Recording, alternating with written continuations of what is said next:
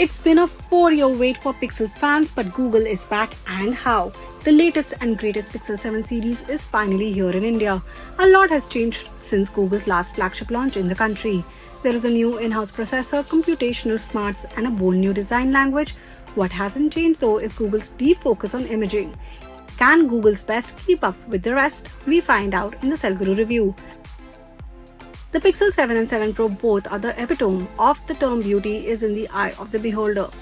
The two phones have a bold design identity that pushes forward with the Pixel 6 cyclopean look. Instead of hiding the large camera array, Google has made it a part of the phone's identity. 2 on the Pixel 7 and 3 on the Pixel 7 Pro, the cameras sit within a metal cladding that curves and bends into the Gorilla Glass back.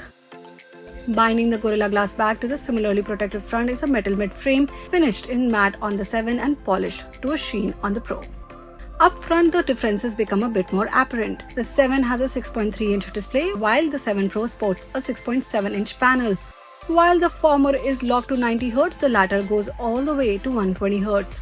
Both panels, however, are capable of accurate color reproduction and bright, vivid picture quality that makes multimedia content shine.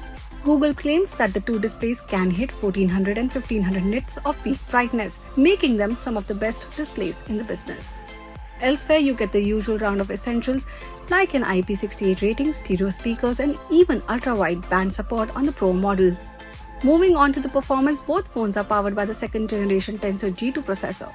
The chipset is built on Samsung's 5nm architecture but adds neural cores to the mix to accelerate machine learning and AI-based tasks. On paper, the performance of the Tensor G2 isn't quite as fast as the latest and greatest by Qualcomm. That, however, doesn't make too much of a difference. Combined with Android's fast and fluid pixelized version, the 7 and 7 Pro absolutely fly. We tested the phones with games, everyday use, heavy multitasking, and resource-heavy tasks.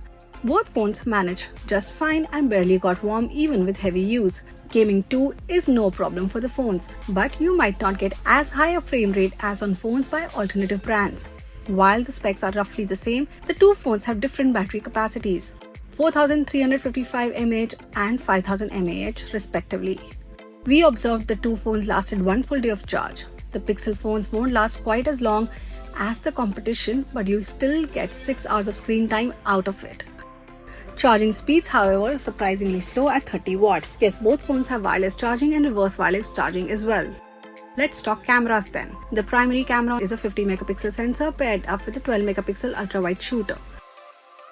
The Pro model adds a 48-megapixel 5x telephoto sensor to the mix. But with the Pixels, it's less about hardware and more about Google's legendary computational photography. All three cameras or two on the Pixel 7 can capture incredible shots in all lighting conditions. Images look richly saturated with sharp details and very little noise.